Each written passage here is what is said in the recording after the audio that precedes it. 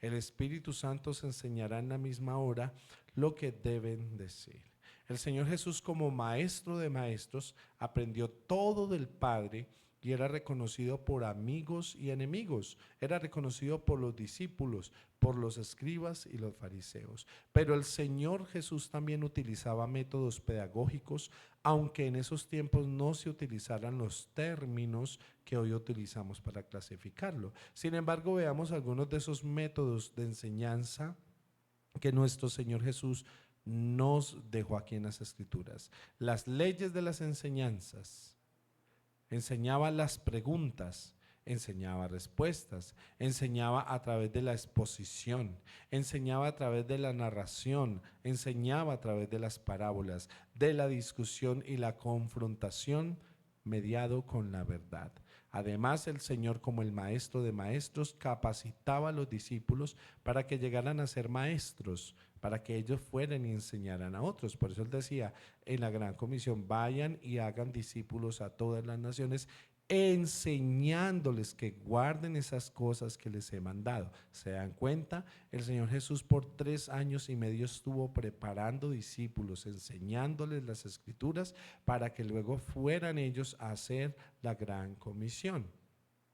Además, los discípulos llegaron a ser maestros del Evangelio. Vemos luego cómo se desarrollaron en el libro de los Hechos, cómo empezaron a servir y cómo algunos de ellos dejaron unas grandes epístolas del Nuevo Testamento que hoy son de bendición para el pueblo cristiano. En la siguiente diapositiva vemos también otros aspectos de esos métodos de enseñanza que les dejo ahí para que luego los puedan también leer, con la idea de que podamos presentar a las personas el mensaje de salvación a través de la obra del Espíritu Santo, para que esas personas que practican esas cosas malas sean cambiadas por las cosas buenas cuando se convierten al Señor, y aún más cuando logramos llevarlos desde temprana edad. Continúa también en la siguiente diapositiva otros aspectos más que les dejo como modo de lectura. Y pasamos a la siguiente diapositiva. Hay una pedagoga cristiana llamada Luisa de Walker. Ella dice que utilizar los sentidos humanos abre puertas por las cuales el conocimiento llega a la mente y al espíritu del alumno con más facilidad, favoreciendo una mejor percepción del aprendizaje. En esa teoría que ella utiliza se basa el método que apela a los sentidos para lograr un mejor aprendizaje. Y allí concuerdan en lo siguiente, que la mayoría de los educadores, ya sea en lo espiritual o en lo académico, debemos tener en cuenta. Es que nosotros podemos enseñar a través del oír. Cuando yo enseño a través de la escucha, el alumno va a recordar el 10% de lo que oye. Hay otra forma de enseñar y es a través del ver, es decir, de videos. Se recuerda el 50% de lo que se ve. Otra forma de enseñar es a través del oler, del olfato. Se recuerda el 65% de lo que se huele. Un olfato agudo en esto, un olor te va a recordar algo que tú aprendiste. Enseñas también a través del hablar, como estamos aquí dialogando. Si tú te pones a hablar lo que sabes, a hablarlo a otras personas, se va a recordar el 80% de lo que se dice. Esto no aplica en todos los casos, también se enseña o se aprende a través del tacto. Las personas tocan texturas o cosas que les recuerdan algún tipo de aprendizaje. Y uno de los mejores modelos de aprendizaje que yo te puedo recomendar, querido alumno, según este modelo de Luisa de Walker, es que se enseña a través del hacer. Es decir, se recuerda el 90% de lo que se hace. Si tú quieres enseñarle a alguien, ponlo a hacer, a practicar eso que le estás enseñando, y va a ser un aproximado del 90% que esa persona va a recordar ese proceso a través de esta práctica. Pasamos a lo que son los principios didácticos en la siguiente diapositiva, y es que esos principios te los dejo para que tú puedas analizarlos, para que puedas complementar con esta información que te di. El usar técnicas y metodologías variadas Todas son válidas si se sabe acomodar todo esto a los niveles y a las edades de los educandos. Casi al final de esta diapositiva, no hay buen aprendizaje sin una buena actividad o ejercitación por parte del que aprende. Es decir, lo que aprendes, ponlo en práctica. Luego vemos un cuadrito en la siguiente diapositiva. Clasificación de métodos didácticos. Estos son algunos, porque a la verdad hay muchos, pero son algunos de los métodos didácticos más relevantes en esta clase que estamos dando de pedagogía cristiana educativa. Y es la deducción o de síntesis. Otro método didáctico de enseñanza es el inductivo o de análisis, el intuitivo o inconsciente, el método socrático, que se divide en lo que es activo, pasivo, comparativo y audiovisual, y métodos de ilustración o parábolas, que aquí el Señor Jesús usaba algunos de estos. El método expositivo, el método psicológico, el método lógico y método verbalístico. Si tú quieres ampliar esta información, tú pones el nombrecito de la frase que te llamó la atención y lo buscas por internet. ¿Cómo es el método didáctico pasivo? Como decir, ¿cómo es el método didáctico intuitivo? Y ahí te van a dar la información. Capítulo 7, estamos llegando ya al final de esta primera parte. En la siguiente diapositiva, la preparación de una lección bíblica. Esto es interesante para ti, formador y educador, y te invito a que me escuches atentamente. La importancia de la preparación de una lección bíblica es fundamental en el momento de yo enseñar, de yo llevar la palabra, la lección a mis alumnos. Entonces, esa importancia que usted va a considerar o a investigar acá, le doy unos tips, 5 tips y quizás unos poquitos más acerca de los cuales usted puede generar esa ampliación. Y es, para lograr los objetivos al transmitir una verdad bíblica, allí es importante que tú te prepares con un enfoque y es lograr objetivos. ¿Cuáles? Cuando tú transmitas una verdad bíblica, cuando des a conocer al estudiante esa verdad de la palabra transformadora, allí tienes que tener esto como un objetivo básico. Además, es importante que prepares la lección bíblica porque así vas a transmitirle confianza y vas a transmitirle seguridad en el dictado de la clase. Además, porque es necesario preparar la lección bíblica, porque así va a ayudar al orden y a la disciplina de una clase bien preparada. No vas a estar dando un salpicón. Ustedes, todos conocemos el salpicón y lo hemos probado en algún momento. Le echan una cantidad de frutas, hacen un revuelto y chao. No, hay mucha gente que enseña de esa forma y pues no le da un orden cronológico a la enseñanza, entonces enseña un salpiconcito de conocimientos a sus alumnos. Pero si tú eres ordenado en lo que estás enseñando, si tú les vas a enseñar a ellos, digamos, una lección sobre la fe, pues tú vas a basar todos los puntos primarios, secundarios sobre la fe, enfocando al alumno en cuanto a la fe, ¿sí? Y otra cuarta recomendación para lo cual sirve preparar bien una lección bíblica es que ayuda a eliminar las dificultades ante las preguntas inesperadas, porque siempre hay alumnos que lo agarran a uno a quemarropa, a hacerle preguntas de un nivel filosófico, teológico o deductivo. Claro, entonces si tú de pronto desconoces una pregunta, pues vas a tambalear un poco. Pero si tú eres argumentativo y analizas y procesas la pregunta que el alumno te hace, vas a poder encontrar una respuesta adecuada. No está mal, querido formador, no está mal que en un momento tú digas, es que no tengo respuesta, pero yo voy a darte la respuesta próximamente porque voy a consultar, ¿sí? Voy a consultarla. Entonces ahí acudes a tu formador, a tu pastor, a tu líder y le llevas esa pregunta y cuando ya tengas la respuesta la compartes con aquel alumno. Y en quinto lugar encontramos también lo que es la importancia de preparar una lección bíblica porque a través de ello se obtiene y se mantiene. Se obtiene y se mantiene el interés de los alumnos. Hay unos apartes más en la siguiente diapositiva y es lo que debe hacer el educador antes de preparar una lección? ¿Qué debo hacer yo como educador antes de preparar esta lección? Pues en primer lugar, antes de enseñar, debo leer y estudiar la Biblia. Es lo primero que tengo que hacer. Y además los libros auxiliares, comentarios bíblicos, diccionarios enciclopédicos bíblicos, libros cristianos con recursos que hablen sobre el tema que voy a enseñar. Esos son unas fuentes de conocimiento, pero el eje central es la palabra de Dios.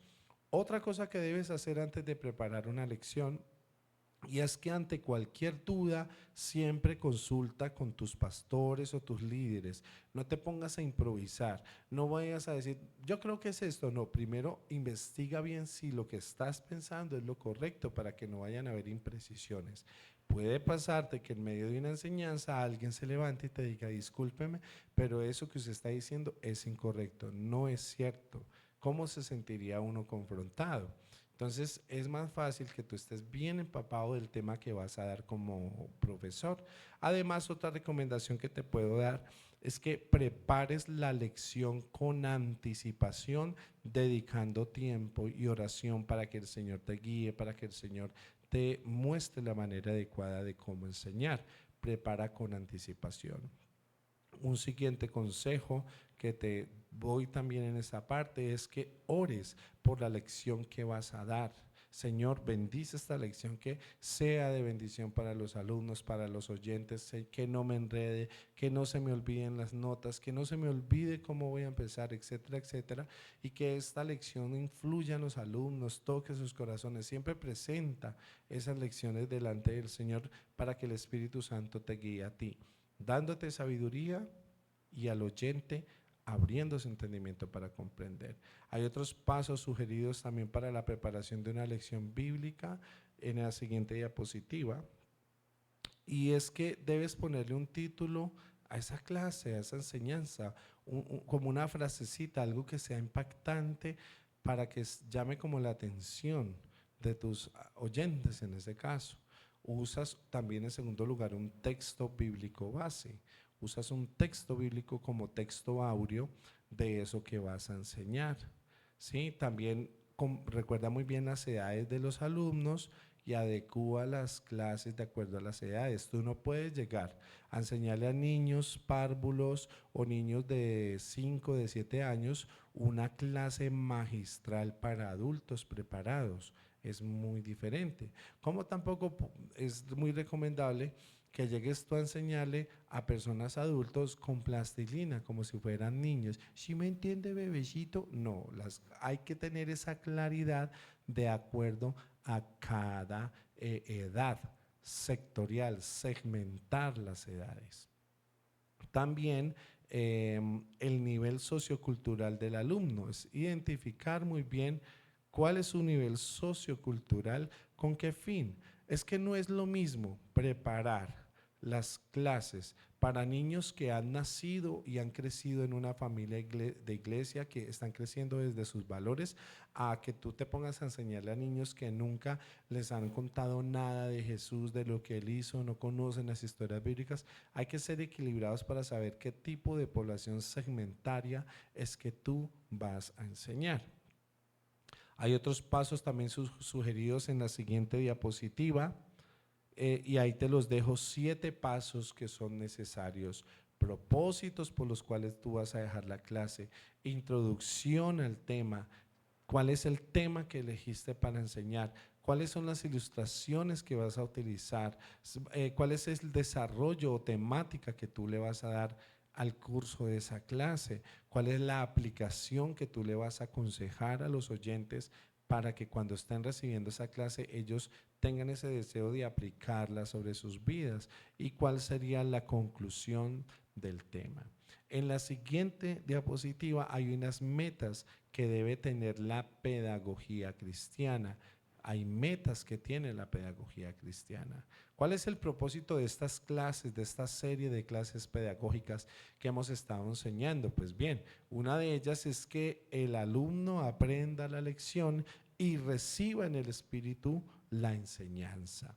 Otra cosa es que la vida del alumno vaya siendo transformada como resultado de esas enseñanzas que se le están dando. Otro aspecto importante que tiene la pedagogía cristiana es que el alumno aprenda a guardar las enseñanzas que está recibiendo en su mente y en su corazón. Además de eso, que las necesidades que tiene el alumno encuentren respuestas a través de lo que tú le estás enseñando. Otra cosa es que también el alumno se motive a ser un investigador de la palabra de Dios, que él también se proponga empezar a estudiar la palabra de Dios. Además, que el alumno busque siempre profundizar la verdad y su relación con su vida, y que también el alumno llegue a ser un maestro. Ese es el fin, queridos alumnos, de todo esto que les estoy explicando. Hay que buscar esa metodología, hay que encontrar, digámosle, como ese punto importante, ese punto relevante en esa formación, para que con todas estas recomendaciones que te estoy dando, tú puedas enfocar a tus estudiantes, a tus discípulos, a esas personas que estás tú trabajando en ese grupo, hacia esa orientación espiritual a través de la pedagogía cristiana. En la siguiente diapositiva encontramos el análisis de la lección bíblica. Análisis de la lección bíblica. Hay que analizar lo que tú vas a enseñar. Entonces ahí te dejo, porque el tiempo se nos está yendo, te dejo una cantidad de formas, de maneras, de preguntas asertivas que tú te puedes hacer a ti mismo y acerca de la enseñanza que vas a dar, para que compares esa lección que tienes y la cotejes con lo que vas a enseñar, ¿sí? Entonces, yo te invito a que hagas ese ejercicio cuando puedas, en tus momentos en que listo, ya tengo listo tal clase, tal lección, entonces ahora voy a acudir a esta diapositiva, el análisis de esa lección que vas a dar, y vas a encontrar cómo esto te va a ayudar mucho a fortalecer aún más esas clases que tú deseas dar. En la siguiente diapositiva sigo también compartiendo otros apartes de esos análisis de la lección bíblica, ¿sí? Con respecto a lo que es la historicidad de ese pasaje, a la interpretación que le des al pasaje y con respecto a la enseñanza que deja ese pasaje. En el capítulo 8 pasamos a lo que es la Biblia como la palabra de Dios. Siguiente diapositiva, ahí capítulo 8. Allí encontramos que se levanta, se centraliza mucho la palabra de Dios como el concepto general de el cual el formador o el pedagogo acude como fuente de conocimiento. Este punto intenta guiar al educador cristiano a adquirir una evidencia personal de la palabra de Dios, y que además le ayude a utilizar esos métodos de investigación y confrontación desde una mirada espiritual de manera humilde. Si el maestro no aprende por sus propias experiencias espirituales esta verdad bíblica, difícilmente logrará transmitir la verdad de Cristo a sus alumnos. Es decir, que la enseñanza que tú como educador vas teniendo, el conocimiento que vas adquiriendo, te debe transformar a ti desde tu interior, para que asimismo tú lo puedas manifestar hacia tus alumnos, que lo que vas a enseñar, lo repito de nuevo, primero me haya transformado para que yo lo pueda enseñar.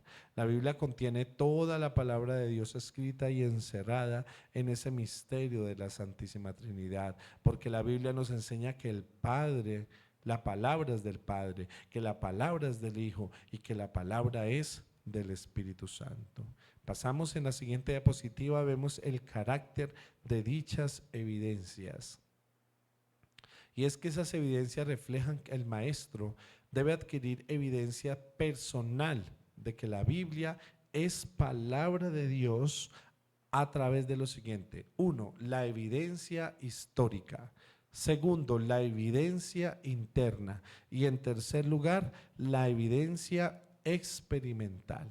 Esas evidencias son muy importantes que tú, querido alumno, las tengas presentes en el momento de digamos, presentar defensa o hacer apología del Evangelio, ya que la evidencia histórica es el testimonio de la profecía que hemos visto, profecías anteriores cumplidas en la palabra de Dios a través de los profetas, y además nos dan la certeza de que se cumplirán otras que aún faltan por cumplirse. Esa es la evidencia histórica. La evidencia interna es el efecto o fruto divino que esa palabra de la Biblia produce en nuestro interior. Y la evidencia espiritual, experimental, es una prueba aportada por esos caracteres divinos que son propios del contenido de la palabra y que con el tiempo se ha demostrado a través de la ciencia y a través de la tecnología. Y por último, el capítulo 9 nos habla en la siguiente diapositiva acerca de la ética y la moral del educador cristiano. Ética y moral del educador cristiano. Segunda de Pedro 3:14 cita lo siguiente: por lo cual, oh amados, procurad con diligencia ser hallados por él sin mancha e irreprensibles en paz. Esto es parte de lo que es la ética y la moral del educador cristiano. La ética y la moral, aunque son sinónimos de una lengua castellana, tienen una aplicación diferente en las personas. Y vamos a ver esas dos aplicaciones. Mientras la ética trata del origen y la esencia de lo moral en relación con la conciencia moral y el libre albedrío y sus derivaciones de orden práctico, diciendo mucho del comportamiento del ser humano. Por otro lado, la moral habla de las acciones internas, habla de la conducta humana en el orden de su bondad o su malicia, que subordina todas las apetencias a una armónica y racional adaptación del bien supremo basado en el amor de Dios y en el amor al prójimo. Seguimos viendo la siguiente diapositiva y encontramos allí también algo importante, y es que la ética y la moral en el reino de Dios está indivisiblemente ligada. Analizando los textos bíblicos que ahí les comparto, vemos que tiene pautas éticas y normativas que fijan la conducta del creyente. Además, seguimos hablando de la ética y moral. Vemos que el reino de Dios posee una estructura legal que compromete a Dios consigo mismo y a los hombres en su relación con Él y entre ellos. Y para la ética, en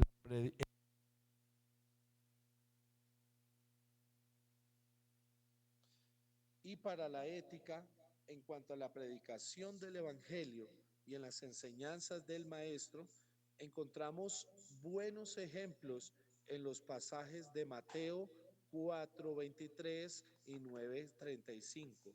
Allí observamos que el Señor Jesús no mutilaba su mensaje haciéndolo hiperespiritual, ni solo se limitaba a la sanidad o a los milagros o a la liberación de espíritus. Esto nos da a reflejar que la ética y la moral del educador cristiano fungen como algo muy importante en la educación y en la formación de las personas. Así continuamos nosotros con las últimas diapositivas de esta primera sesión y encontramos también que hay unos pasajes que revelan una prioridad en cuanto a la presentación del Evangelio. Esos pasajes enseñan acerca de lo que es la enseñanza de la sana doctrina, enseñan acerca de la predicación del Evangelio, del reino en el poder de Dios, acerca del servicio a la comunidad. Además, el educador que actúa con ética y moral cristiana ha de ser, como le dice Pablo, debe ser fiel, fiel.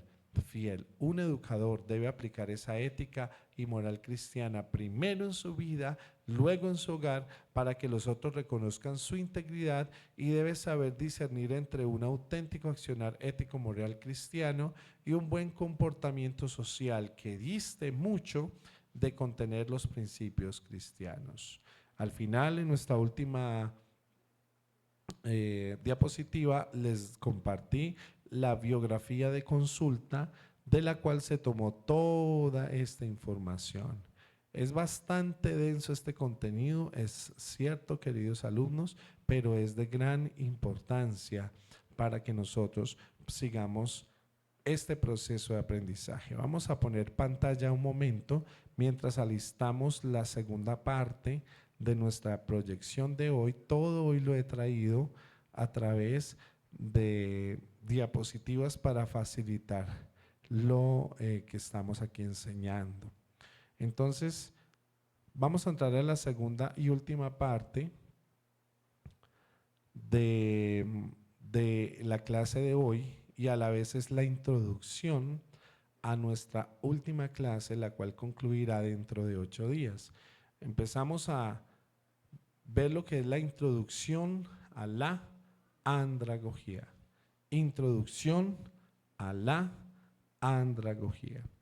Allí va a ser muy interesante, esta es la última etapa que tú como profesor, como maestro, como educador, como pedagogo cristiano vas a requerir para complementar todo este proceso de enseñanza. Te he guiado a través de este semestre acerca de cómo adquirir esos fundamentos básicos. ¿Me regalas un momento pantalla, por favor? Te he enseñado, querido alumno, a ti muchos aspectos importantes y relativos de la pedagogía. ¿Recuerdas? En primer lugar, hicimos un recorrido histórico de lo que fue la historicidad pedagógica, cómo surgió, desde dónde empezó.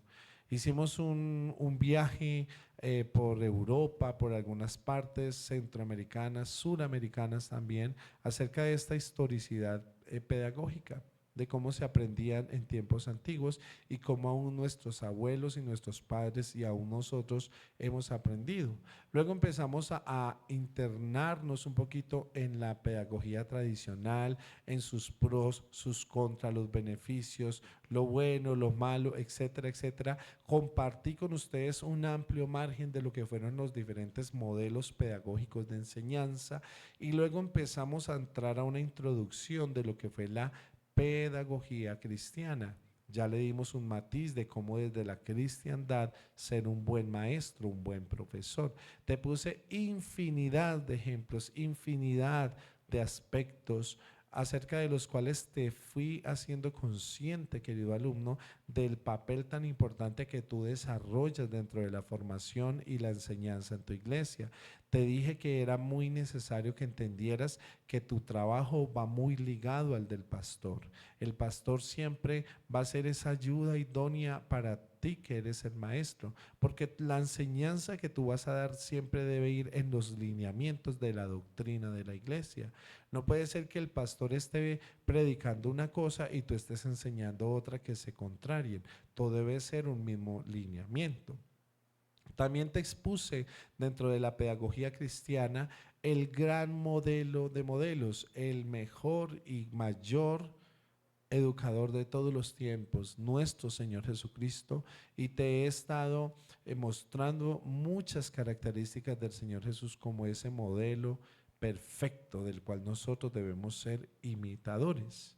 Ahora, con estos puntos que hemos tratado el día de hoy, te guíe también hacia unos aspectos de gran relevancia, como descriptivamente infieren la educación en las diferentes etapas de las personas, desde la niñez, desde la adolescencia, juventud, como adulto y luego como anciano, ¿sí? Y cómo tú debes emplear esos métodos de enseñanza en cada una de esas fases. Luego también estamos llegando a hacer un recorrido muy interesante acerca de recomendaciones, acerca de consejos prácticos para cómo preparar una lección, cómo enseñarla, cómo poder confrontar eso que yo voy a dar. Estoy seguro de eso que voy a enseñar, tengo las fuentes confiables, etcétera, etcétera.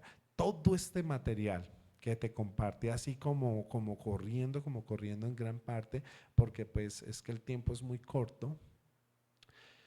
ese material tranquilo, tranquila que tú lo vas a tener en el grupo de la Fundación Tecnológica Bíblica lo vas a tener. Y si tú estás conectado y no perteneces a este grupo, si te llegó la invitación de mi parte, porfa, escríbeme a mi WhatsApp y yo con gusto te voy a estar compartiendo este material que te va a servir mucho a ti como apoyo para las personas que estás formando.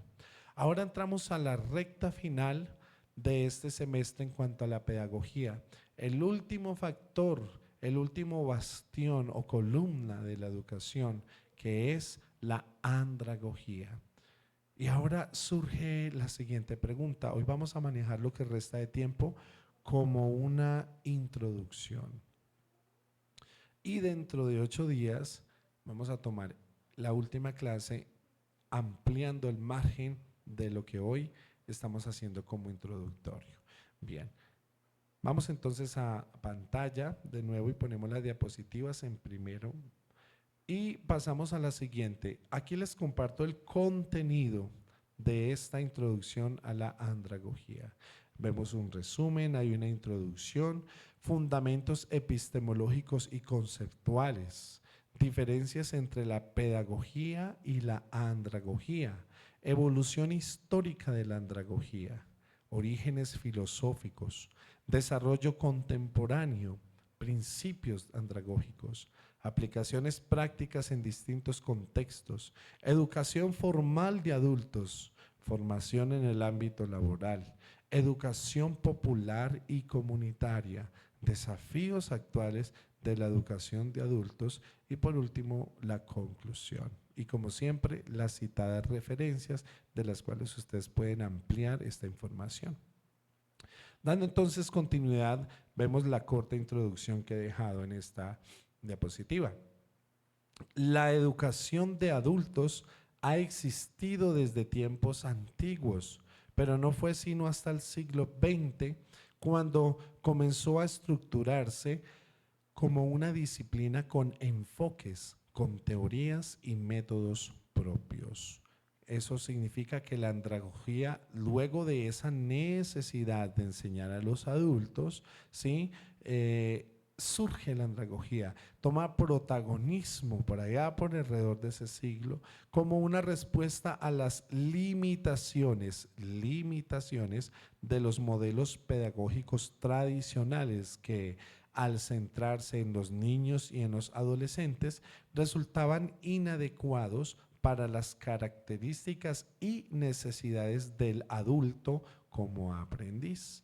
Eso quiere decir, queridos alumnos, que la andragogía es la enseñanza que se le da a los adultos. El adulto no aprende igual que el niño o el adolescente. Y ahora me van a dar la razón con el transcurso de estas diapositivas. Luego en la siguiente, número 2, encontramos los fundamentos epistemológicos y conceptuales. Fundamentos epistemológicos y conceptuales. Eso quiere decir que hay una terminología que se aplica a la andragogía y la andragogía proviene del griego andros, que significa hombre en sentido del ser humano adulto, y agogía, que significa conducción. Quiere decir, es andragogía conducir al hombre adulto en la enseñanza. Este término se acuñó inicialmente en el siglo XIX por Alexander Capp, aunque fue Malcolm Knowles quien lo popularizó en los años 70 al sistematizar sus principios y fundamentos. Esta enseñanza tiene también algunas características de estos pedagogos que voy a ir haciendo mención o que voy haciendo algunas citas respecto a sus nombres. La andragogía se basa en una concepción constructivista del aprendizaje donde el alumno es considerado sujeto activo, sujeto autónomo y responsable de su proceso formativo. A diferencia del enfoque pedagógico centrado en la dependencia del aprendiz respecto del docente. Además, la andragogía promueve la autodirección, promueve el aprendizaje significativo y la vinculación entre experiencia y conocimiento. En la siguiente tabla les compartí y organicé el material de las diferencias entre lo que es la pedagogía y andragogía. Aquí les dejo un cuadrito comparativo. El lado de la columna izquierda, la pedagogía y sus diferencias en comparación del cuadro de la derecha, andragogía. Encontramos en la columna de la pedagogía el rol del educando y en contra a lo que es la andragogía encontramos que hay una dependencia autónoma. Es decir, en la pedagogía el rol o el desempeño recae sobre el profesor, mientras que en la andragogía la dependencia es autónoma, autoaprendizaje. Eso se conoce actualmente hoy como que el alumno es autodidacta, ¿sí? Va adquiriendo información a través de su cuenta propia. En el segunda línea, experiencia previa limitada, es lo que se comparte pedagógicamente, mientras que andragógicamente la base rica para el aprendizaje está en el conocimiento previo del alumno. Recuerden, estoy cotejando la andragogía, que es educación a adultos, a la pedagogía, que es educación a los niños y adolescentes. Dos bases diferentes. En la tercera casilla observamos la motivación externa, es decir, en la pedagogía hay una motivación externa estimulada a través de notas. ¿Sí? Haga bien esta tarea y saca 5. Hay premios si hace bien esto o aquello en base pedagógica. Pero en base andragógica hay una motivación interna, un desarrollo personal. El alumno se está proponiendo aprender, está aún en contra de tiempo, de disponibilidad de muchas cosas, aprendiendo. Hay una motivación interna, avanzar. En la cuarta casilla encontramos en cuanto a lo pedagógico que hay un enfoque del contenido centrado en la materia. El enfoque de todo el contenido que se da es sobre la materia que se imparte. Mientras que en el modo andragógico el enfoque del contenido está centrado en los problemas, es decir, en cómo solucionar esas situaciones presentes, obstáculos y demás, cómo nosotros podemos solucionar a través del aprendizaje. Y la última casilla, en lo pedagógico encontramos una relación entre lo que es el docente y el estudiante. Funge mucho la docencia en cotejo con el estudiante, mientras que en lo andragógico hay una jerarquía horizontal facilitadora, es decir, que el alumno, el estudiante, tiene de forma horizontal, en este caso, una cantidad de material disponible para reforzar su aprendizaje. En la siguiente diapositiva número 3 vemos lo que es la evolución histórica de la andragogía. Hay unos orígenes filosóficos, hay un desarrollo contemporáneo y hay 6 aspectos sobre el adulto como aprendiz. Veamos un momentito acerca de los orígenes filosóficos andragógicos. Las raíces andragógicas se rastrean en las reflexiones educativas de filósofos como Sócrates, Platón y Aristóteles. Estos concebían el diálogo y la reflexión como ejes del conocimiento. En la actualidad, algunos pensantes andragógicos, ellos autores, les recomiendo los libros de Comenius o de Rousseau, ellos abrieron el camino hacia una educación más centrada en el individuo, tomando como punto de referencia el aprovechamiento de las nuevas tecnologías y modelos de aprendizaje que hay. Luego, en el desarrollo contemporáneo, por allá en el siglo XX, la educación de adultos se transformó en una necesidad social, producto de la industrialización, de los cambios tecnológicos y las demandas de la actualización laboral. Es decir, que las personas que no se querían ajustar a los nuevos modelos de trabajo, de formación, a implementar a sus labores cotidianas lo que era el surgimiento de maquinaria, de tecnología, esas personas les quedó solamente 2 caminos: o estudiaban y aprendían cómo manejar esas máquinas, o sencillamente despedidos, y le dan lugar a las nuevas personas que sí entran ya preparadas en ese campo. Quiere decir que es una necesidad aprender a causa de la industrialización y de los avances tecnológicos que se demandan en cuanto al aspecto laboral. Ahora, los 6 aspectos sobre el adulto como aprendiz es que se tiene la necesidad de saber, se tiene también lo que es el autoconcepto, la experiencia, la preparación para aprender, la orientación al aprendizaje y la motivación.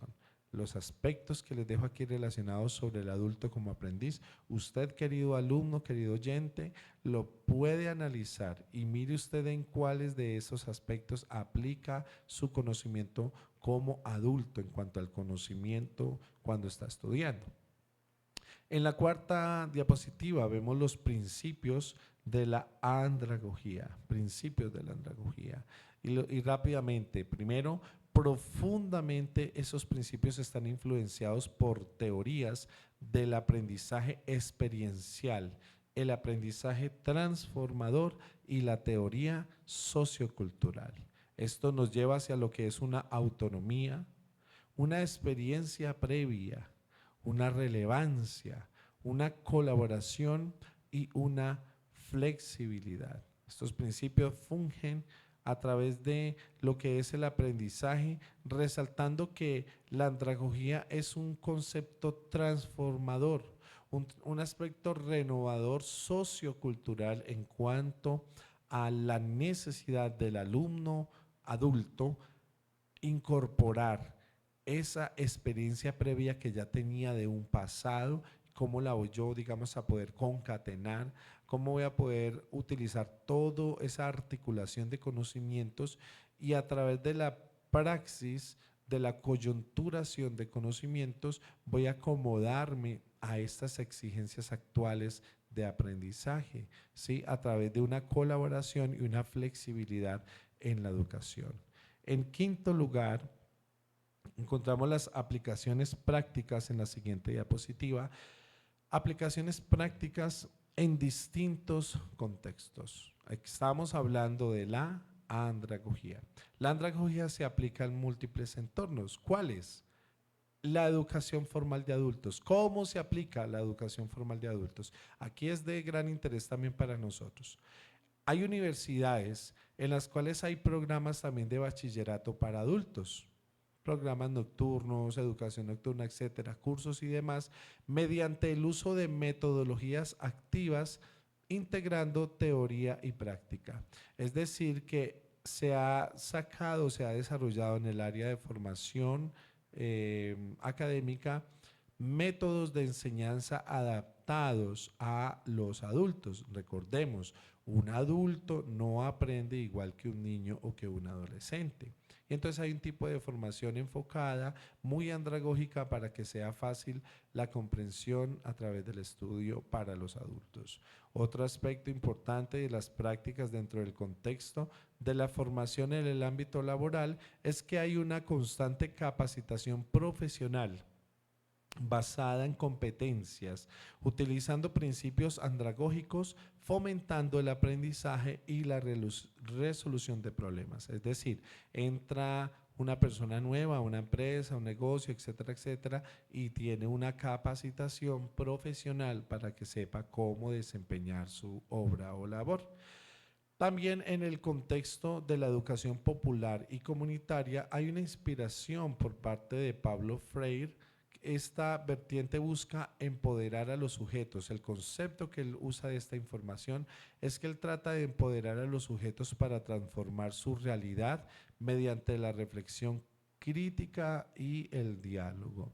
Es decir, analizar muy bien lo que estoy aprendiendo, hacer una crítica constructiva, es decir, argumentar sobre lo que estoy entendiendo y a través del diálogo buscar el entendimiento o comprensión de esa información que, aunque es nueva para mí como persona adulta, sin duda voy a lograr adquirir el entendimiento adecuado. Por eso le digo a usted, querido alumno, cuando esté estudiando, no le dé tema preguntar. A uno por preguntar no lo van a regañar, no. Ay, qué tan bruto está preguntando. No, si yo pregunto es porque quiero sacar las dudas para no quedarme ahí con un pensamiento ambivalente. Como profesor, pues, en lo personal, Alabo mucho a los alumnos que son preguntones, no me molesta, al contrario, me gusta porque si alguien está preguntando es porque quiere afianzar el entendimiento de lo que está escuchando. En el punto número 6, siguiente diapositiva, encontramos los desafíos actuales de la educación de adultos. Allí vemos 4 ejes temáticos importantes dentro de esos desafíos actuales en los adultos en cuanto al aprendizaje andragógico. Y es que la primera confrontación o barrera es que existe una tecnología y una brecha digital. A los alumnos adultos hoy día se les da muy duro el manejo de la información. El manejo de esas tecnologías los pone a sudar. Yo cómo hago, ay, tengo que tomar clases en ese computador y yo no sé ni cómo prender eso, yo no sé cómo crear un archivo, yo no sé cómo hacer esto y entran en crisis. No, imagínense que hay adultos aún que les cuesta manejar el propio celular. No, eso es un enredo, eso me dieron un celular que si se quema yo no sé cuánto, pero yo no entiendo eso. Yo quiero es el celular que siempre he tenido, la teclita roja para colgar y la verde para contestar y ya. Porque es que es difícil enfrentarnos cuando estamos en estos avances tecnológicos tan importantes. Allí surge una brecha digital para muchos adultos que dicen, yo no me siento capaz de estudiar eso porque eso para mí atropella mi tranquilidad y mi paz. Son muchas cosas que yo no sé cómo hacerlas, cómo emplearlas y eso de la tecnología, nada que ver. Allí es donde tenemos que entender que como adultos debemos a veces pasar esos desafíos para seguir creciendo como personas desde la objetividad real de saber que estamos en una sociedad evolucionaria, una sociedad que día a día va construyendo, nuevas tecnologías llegan. Querido alumno, te tengo una noticia. Las cosas nunca volverán a ser como antes. Nunca volveremos a los tiempos de antes. Antes cada vez más innovación, más y más avances tecnológicos, cosas nuevas que antes parecían impensables, hoy día ya las estamos enfrentando. ¿Y qué nos resta? Dejarnos vencer, arrinconarnos, decir, me voy a quedar brutildo porque es que no supe cómo manejar eso, o qué vaina, por qué no es más fácil que yo tome un curso sobre algún área tecnológica, cómo manejar el computador, cómo crear una tabla de Excel, un archivo, cómo manejar tal aparato. Hay tutoriales en YouTube. Usted, querido adulto que le gusta estar viendo TikTok, Instagram, Facebook, YouTube, todo eso, búsquese videos educativos en YouTube, cómo crear tal cosa a través del internet, cómo manejar el computador, todas esas cuestiones, y va a ver cómo a través de la práctica va a ir avanzando ese conocimiento. Que no sea una brecha digital la tecnología que te impida crecer en tu aprendizaje. Otro desafío actual es el envejecimiento poblacional. El envejecimiento poblacional exige, demanda propuestas inclusivas para adultos mayores. La población está envejeciendo. Hoy día menos jóvenes quieren tener hijos. La situación económica no da para más, etcétera, etcétera. Y eso lleva a que la población, más que todo en países más marcados europeos, entre otros lugares asiáticos y demás, su población ya son adultos y uno ve muchos trabajadores pero adultos y ellos también les toca luchar para poder en contra de ese deterioro biológico corporal poder seguir desarrollando sus tareas y su trabajo. Además, otra barrera que vemos hoy día es que hay una educación permanente y a través del aprendizaje continuo se vuelve una necesidad vital en esta sociedad cambiante. No creas, querido alumno, si tú ya terminaste tu carrera hace no sé cuántos años, pégale una refrescadita por ahí a lo de tu carrera, a esos estudios que hiciste y vas a ver cotejándolos con la actualidad cómo has sufrido cambios importantísimos. Acuérdate que cuando estabas muchacho, muchacha, digamos que tú hacías cursos, estudiabas y eso era lo más fácil del mundo. Y hoy día mira cómo ha cambiado. Tú dices, wow, yo no recuerdo estos conceptos, no me acuerdo cómo era esto, porque es que hay una sociedad cambiante en cuanto a la educación. Y tengo yo que o dejarme vencer o seguir avanzando. Y otra barrera que encontramos también es la interculturalidad.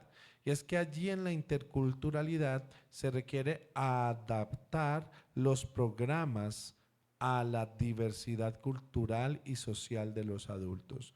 Nuestra sociedad cambiante, poco a poco o paso a paso, ha sido influenciada por las sociedades externas del alrededor.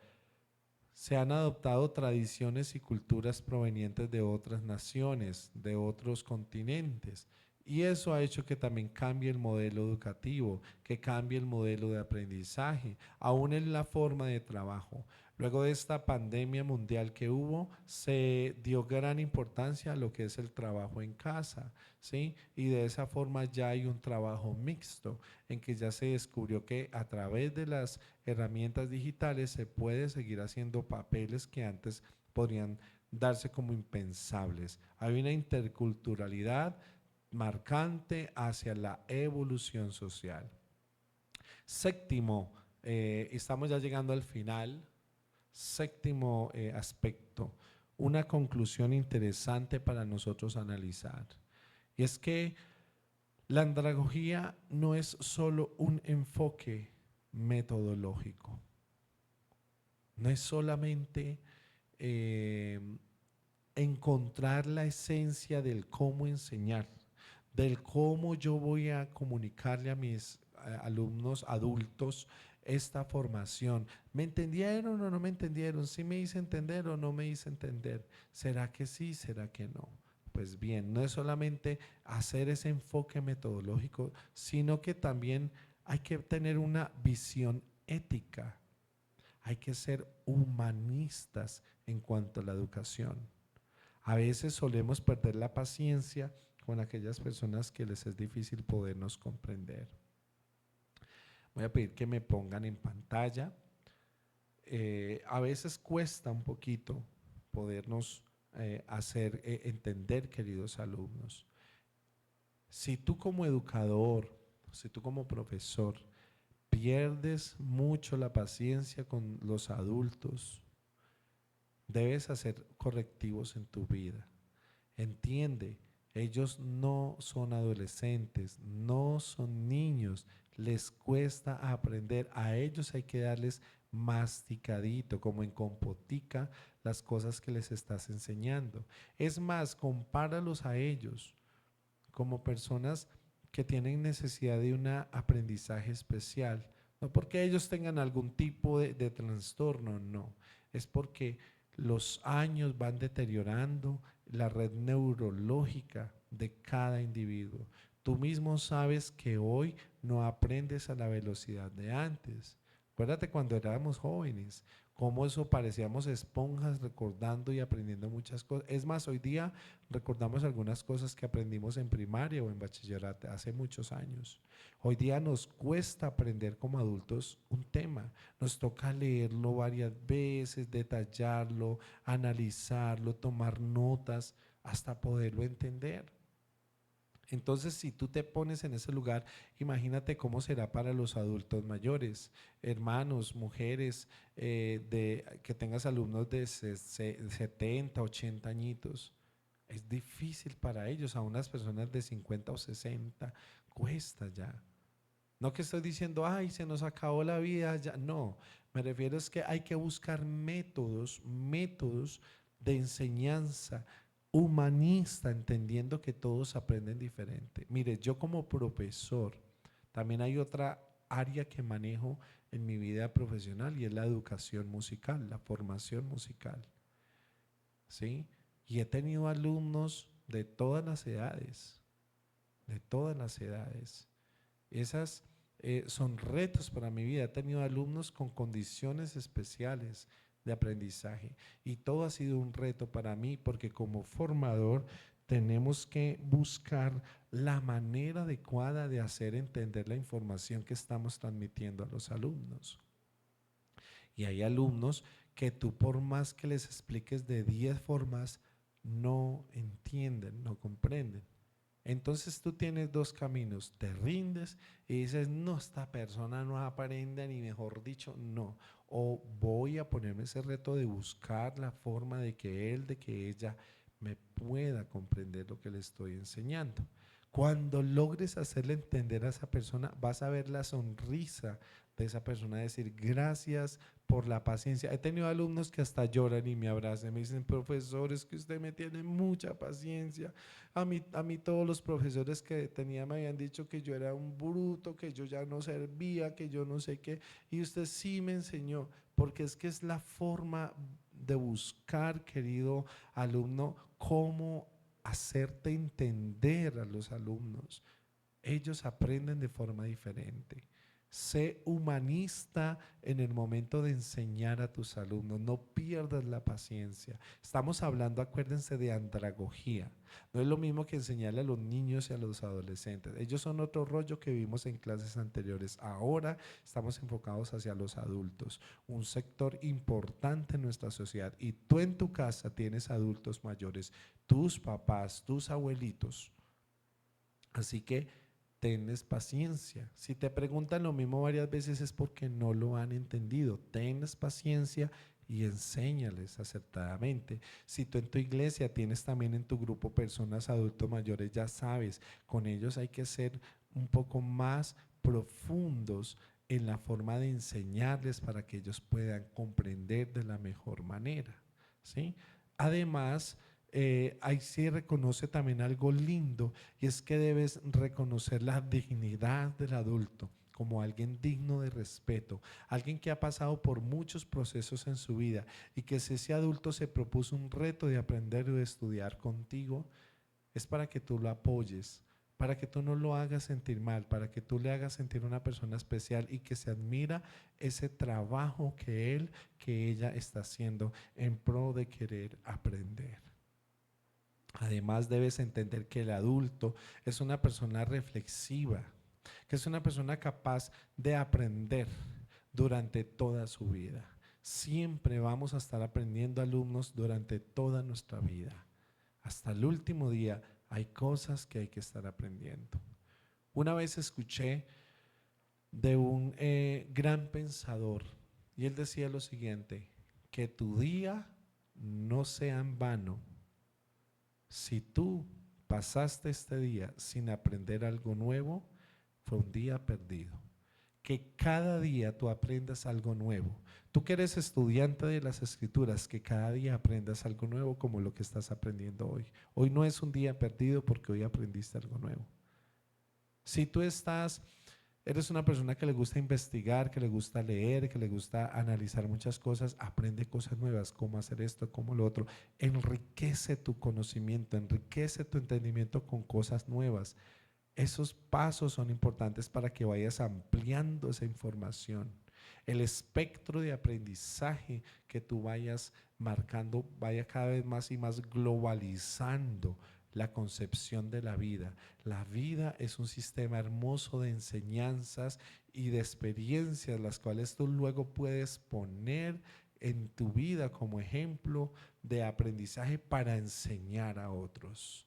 Y un último aspecto de lo que es la introducción a la andragogía es que en una época como esta, de tantos cambios acelerados, de tanto promover modelos educativos, 10 maneras de esto, 5 formas de esto, aprenda como acá, cómo hacer, cómo no hacer, cómo cambiar, y todas esas cosas entradas, se van forjando o se van construyendo también modelos de enseñanza andragógicos para el adulto, ¿sí? Cómo enseñarle a tus papás a usar el celular, ¿sí? Como decir, cómo enseñarle a los adultos mayores tal tema y no morir en el intento, etcétera, etcétera, etcétera. Esos cambios que van surgiendo, que se van centrados en el adulto, es una clave contributiva, la cual o a través de la cual tú y yo también podemos hacer aportes significativos. Y es que esto es clave para que nuestros adultos mayores no se queden en cuanto a sus procesos de aprendizaje, que no solamente nos vamos a enfocar en nuestros hijitos, en nuestros niños, en nuestros familiares, en los adolescentes, sino que no descuidemos también a los adultos mayores. Metan sus papás, a sus abuelitos a hacer cursos, métanlos. Hay muchos cursos puede ser musicales, de manualidades, de cosas que ellos vayan usando su tiempo y no se sientan como uno de los muebles de la casa que nunca lo utilizan para nada. Ahí está, papá al desayuno, papá al almuerzo, papá a la comida, nada más ahí. Que él vuelva a vivir, que él vuelva a tener una razón, un aliciente para seguir aprendiendo. Esas son motivaciones también importantes.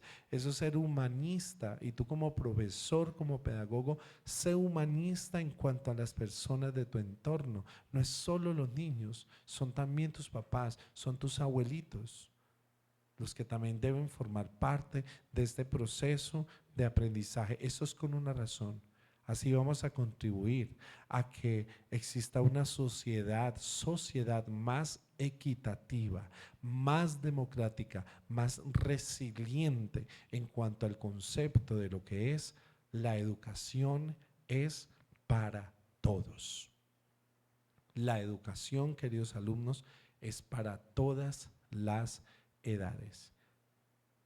Que no existan ni barreras físicas ni barreras mentales, que nada sea barrera para aprender. Y a veces el primer enemigo del aprendizaje solemos ser nosotros mismos con nuestros pensamientos, el yo no voy a poder, el yo no voy a ser capaz, el yo ya no, uy, qué terror me tiene hacer esto, no, y eso uno entra en crisis y lo que sea. Mira, amado, así sea temblando de pies a cabeza, pero métase a estudiar, avance, crezca, crezca, haga esas cosas que usted ha querido hacer en cuanto a conocimiento sin temor, hágalo. Tome esa propia experiencia hacia sí mismo para que luego también pueda enseñarle a otros. Si yo pude, tú también puedes hacerlo. Te reto a que esos estudios que dejaste en pausa los sigas haciendo. Te reto a que esa carrera que te ha faltado terminar esos últimos semestres los termines. Te reto a que ese curso que hace rato has querido hacer, comiences a hacerlo. Crece, querido alumno, en cuanto a tus habilidades y en cuanto a tu conocimiento. Y vas a ver lo lindo que es el aprendizaje, lo especial que es. No ponernos barreras a nosotros, ni mentales ni físicas, para aprender y crecer. Comprendamos pues la objetividad que el Señor Jesús, nuestro divino Maestro, daba a todas las personas que lo escuchaban. A Él le entendía desde el niño más pequeño hasta el adulto, hasta el más grandecito adulto que había. Todos podían entender al Señor, porque Él es el modelo de aprendizaje para cada uno de nosotros. Queridos alumnos, hemos llegado al final de la clase de hoy. Hemos llegado al final de este recorrido extenso que estuvimos haciendo de la introducción a la pedagogía, luego a la pedagogía tradicional, luego a la pedagogía cristiana y hoy en esta introducción que estamos haciendo a la andragogía. Si tú tienes dudas, si tú tienes preguntas o cosas por hacer, en nuestra última clase, que será dentro de 8 días, te invito a conectarte. Y allí voy a estar dando un espacio al final para hacer ese sondeo de preguntas y respuestas. Si tienes alguna pregunta, déjala anotadita y me la compartes en nuestra próxima conexión. Te agradezco haberme acompañado hasta acá. Un abrazo muy especial. Saludo despidiéndome de Angelita. Gracias por habernos acompañado. Guillermo, hermana Dianelis, Edith, Estela y los otros alumnos que luego estarán viendo la retransmisión de esta grabación. Que el Señor Jesucristo les bendiga y sigan aprendiendo, queridos alumnos, que el conocimiento es una gran bendición para que tú seas ese gran estudiante, ese licenciado el día de mañana. Puedas levantar tu título de formación tecnológica, que digas gracias Señor porque me diste la bendición de estudiar a pesar de todos los temores y cosas que pude haber tenido en el camino. El Señor les continúe bendiciendo y nos vemos en nuestra próxima clase. Bendiciones. Muchas gracias, amado pastor. Mil bendiciones. Bonita clase. Amén. Gracias. Gracias, profe, por la clase. Estuvo súper interesante, A ustedes, muchas gracias por como acompañarnos. todas las. Bendiciones, Gracias. pastor. Muchas gracias. Amén. Bendiciones para todos.